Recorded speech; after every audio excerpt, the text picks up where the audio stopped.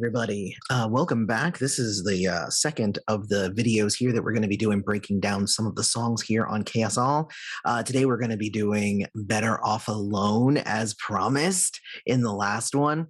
This one is a fun song because what I was trying to do a lot with this song was kind of similar to one more for obscurity, where it was really about talking about, the feeling of being alone. And that's why there's a lot of really kind of staccato.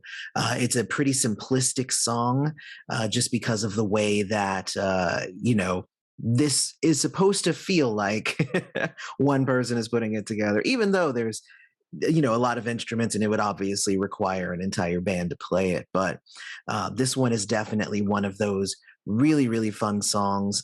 It became a really huge favorite to, pretty much anybody who was, listening to the album before. So a few people got to hear it before y'all. Okay. So not that many people, but a few people. So we're going to go ahead and just break open the Logic file here. You can see the Logic file. It looks pretty. In this case, we didn't actually have as many different layered keys. There is really just this one that is kind of a constant in the back. And then there's this one during the bridge. So it's weird, right? Because I normally would start with the beat, but I do want to start here with keys because I feel like this particular kind of pad in the back is interesting because you can even look at the pattern here and it's like it's thin and it's loud, so it's like it kind of came in and out of how loud and how present it was in the track, but it actually does a really good job of kind of filling in some holes.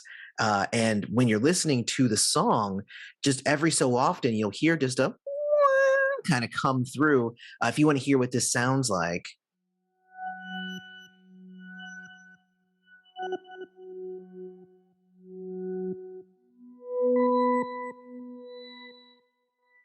So it's very subtle. You can see it's not that loud.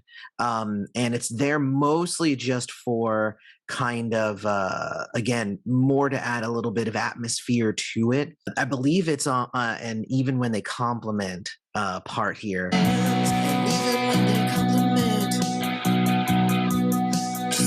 can just kind of hear it in the background just every so often. And I really like it. I think it really heightens a lot of what's going on there. So we have that key, as well as here in the bridge, we just have the slight glitter noise that goes. So, and then it just basically goes down. Very simple, but also really kind of basically it's the same vocals that I'm singing. I used to be scared, but that time is done. So my vocal mimicked that. It's not mimicking my vocal. I put that in there and I'm like, okay, so that's what I'm trying to follow when I got to it. Now there's also at the end, there's this key here, and it sounds like another guitar. So I'll play it for you real quick.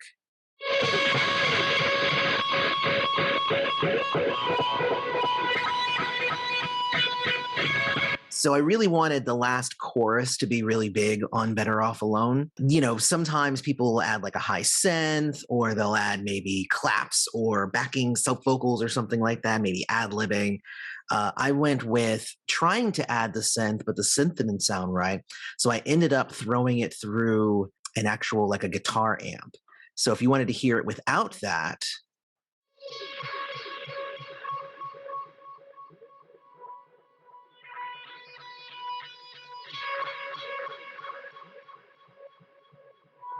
So you can hear it, and it's good. It works, and it's not that loud.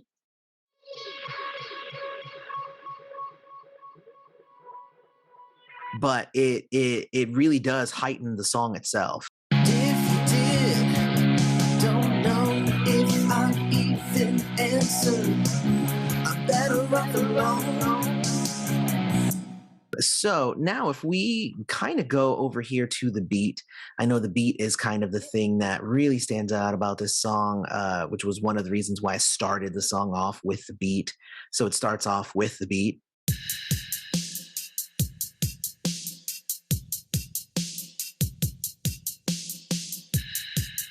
It's pretty much the same beat the whole time. During the verse, we do kick out, we stop this weird kind of atmospheric thing, which is something that I do whenever I am making a beat for the first time. Sometimes I'll throw like a either crash or maybe just like a weird sound effect or something that I have in to just kind of accentuate, maybe get an idea for where the song might want to go. In this case, this is what this song had, and I don't always leave it in the song. Sometimes I just take it out entirely. In this case, I left it in, but this is what it sounds like without the beat.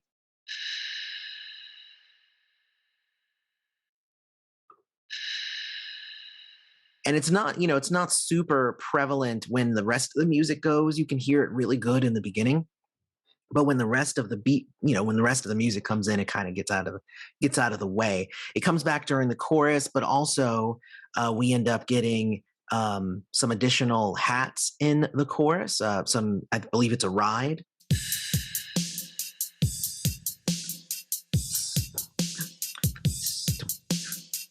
So, that's just something that just gets added during the chorus. But otherwise, the beat itself mostly is there just to keep the song going. A lot of this song is really the vocals and the guitar. Even the bass itself is really just there to support the guitar. Uh, and let's just talk about the bass real quick. The bass actually kind of has very kind of staccato playing, so it's boom, boom, boom, boom, boom, boom, boom, and then when you get to the chorus, that's when you get. I use the how fast I'm playing the bass to kind of accentuate some speed and some energy into it, but for the most part, it's not even that hard. It's not that hard of a bass line.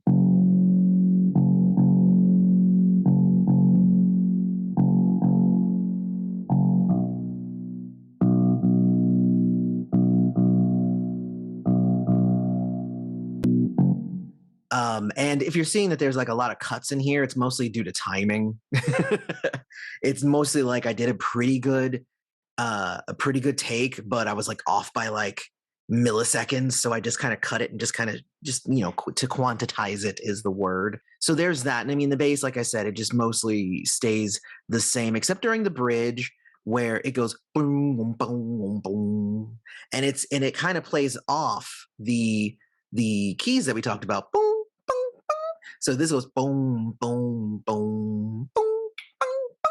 So they kind of bounce off of each other, which I like. The guitars, though that's the star of the show, except for the voice, because I really think that the vocals are really the star of the show. But musically, I think the guitars are. Now, I was having a discussion with my friend Eric, and I said, I have this one labeled as rhythm guitar and this one is lead.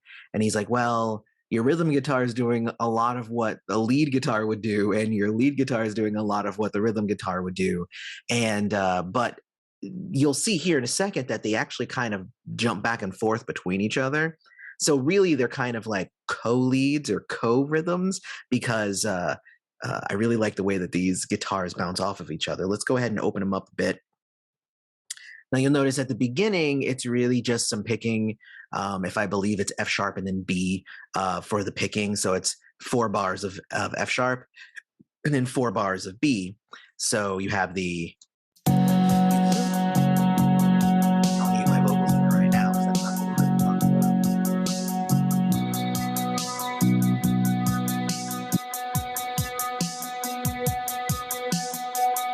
And then this is where the lead guitar comes in with just some kind of really energetic power chords. And what that is to kind of accentuate the what's happening, and it's playing the same note but in a power chord. So we're playing F sharp, and then it's F sharp chord, and then leading up to a B chord, all the way up, and then of course the chorus is in C. I'm sorry, is it a C? It's a C sharp chord. So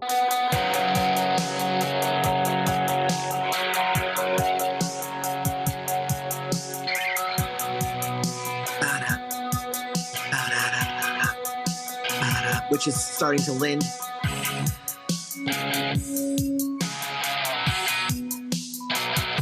Now you'll notice that we have that here. So the first half of the chorus here is the lead guitar, the rhythm guitar 2 or whatever, very staccato, rana, rana, da da da da da da da. And it's something to say. Like a lot of guitarists want to do something kind of crazy, and they want to do da bam, ba-da-dam, bam, bam, ding, ding, ba-da-dam, bam, bam. But the staccato of the notes themselves, I feel, actually add a certain energy, because it's energy, and then it's leaving space in between for you to kind of feel that energy, as opposed to feeling the need to kind of fill the whole thing. Now, of course, halfway through, you'll see that we start up basically the F sharp B, but we start it in power chords here for the lead guitar.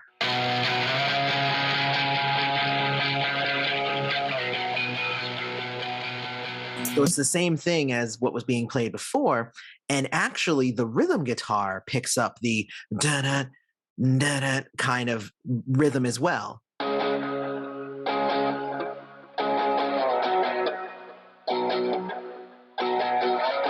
So together, they end up really playing off of each other very well.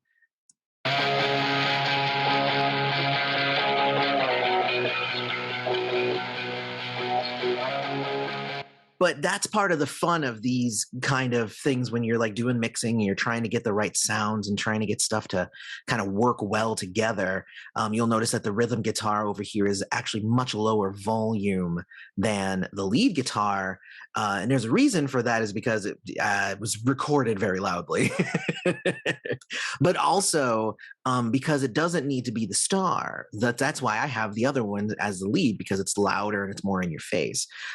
Even though the rhythm guitar is kind of carrying most of the song.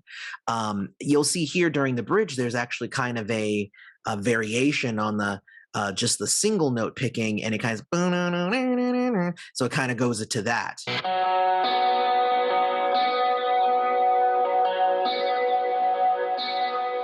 So, and so it does that, and then it kind of goes back to the same thing.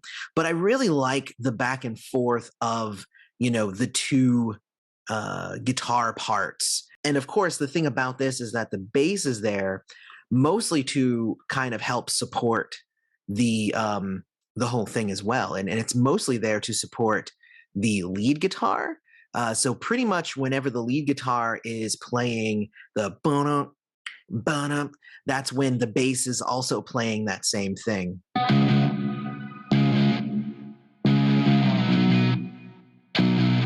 And that makes it feel bigger, right? It makes it feel more powerful.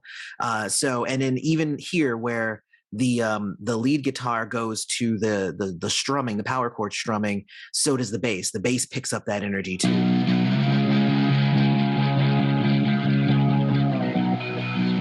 So really, really cool stuff. And then, of course, I'm not a big fan of leaving a lot of songs open. So, we end with the, which is just fun. Yeah, I like ending songs, so it's a thing. So you'll notice here, this is with the vocals, this is kind of different than what I did with One More for Obscurity. Like I said in that video, sometimes I'll split it up, and it depends on how different I need the vocals to be between the different parts. In this case, I really wanted very different sounding pieces for each of the different vocal arrangements and parts here. So if we look at the verse itself, this is actually just that this part was recorded very low, whereas this part was recorded louder. So they're just in separate pieces for that reason, just for the record there.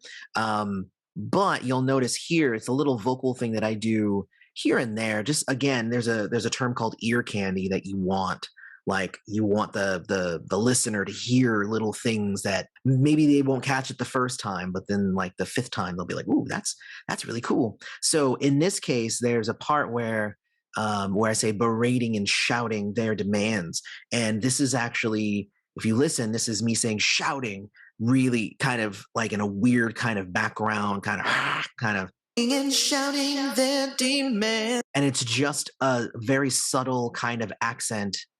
Shouting, shouting, shouting. Just to add just a little bit to what's going on here. And berating and shouting their demand. And it's like I said, it's not super strong. It's there mostly just for a slight differentiation. We also have it over here for down in your down in your place. So you definitely, want it there as well because I'm trying to accentuate words with that. Otherwise, if we just kind of look at the channels here, the vocals have, a little bit of reverb on them, and I have slightly different reverbs on each of them just to kind of add to the effect.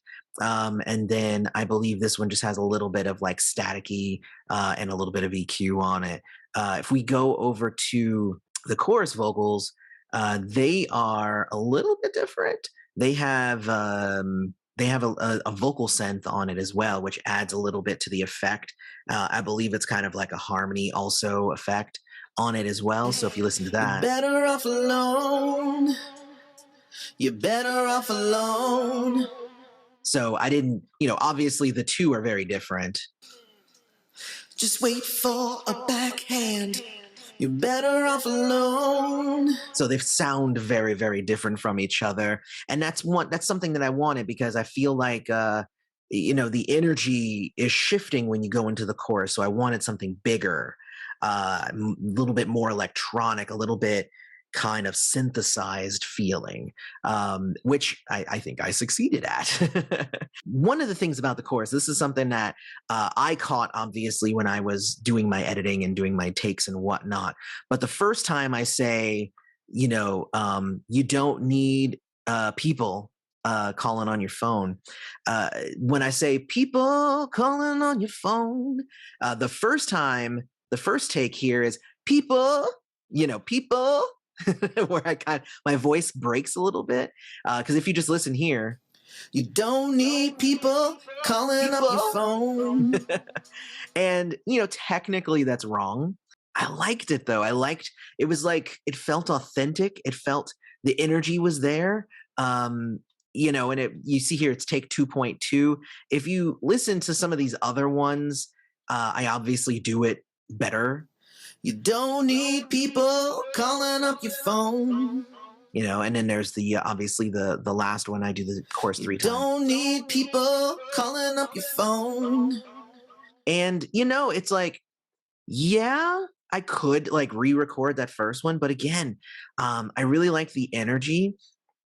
I also like the kind of shut up, I'm gonna do what I want to do kind of energy that it brings to the song.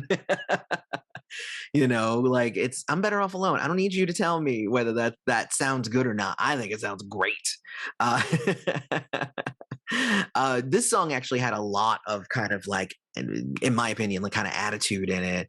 I think my favorite one, and I actually tried doing it a few other times, where it was and if they did, it's probably a scam, and I tried a few different ways of how to do it, and like, and if they did, it's probably a scam. Like, and I feel like that one is just like, it almost sounds like I'm whispering, like, it's probably a scam, like, it just feels like it has that energy to it. But anyway, if you might not hear it too, but the last couple of times that I say, that's why this is separated out. These last parts is where I say better off alone. And basically it gets super reverby and super echoey. Then answer, I'm better off alone. I'm better off alone. And the idea behind kind of ending it that way is that, you're kind of getting lost in your own loneliness. But honestly, like one of the fun things about, doing mixing and music making is that you get to kind of tell the story through the music as well. And it's not just the words. I mean, the words are powerful.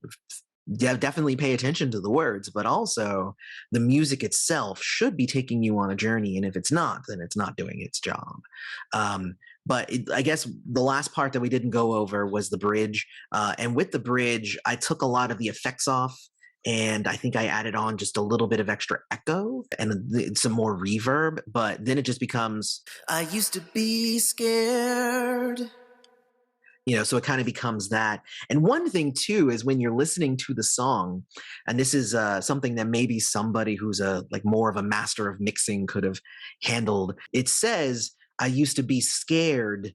And I believe that, like, as I'm saying at the end of scared, that's when like a kick is also hitting at that same moment. And I think it gets covered up. So it ends up sounding like I'm saying, I used to be scare, instead of I used to be scared. And honestly, like I've listened to those a few times and I was like, how do I fix that? But I couldn't figure out a way to do it. So works for me either way. I think it sounds really cool. And I am saying scared, just for the record. I mean, that's it. That's the project. It's 39 tracks. Some of those are doubled up and whatnot. So it's probably more like maybe 25, maybe 30. For the most part, though, this is typical of my projects because I end up moving a lot of stuff around. Sometimes there's hidden ones. In this case, there are not. I checked beforehand, but really, really fun stuff. Hopefully you enjoyed kind of going over Better Off Alone. If you did, let me know about it, and I'll check you out later. Better off alone.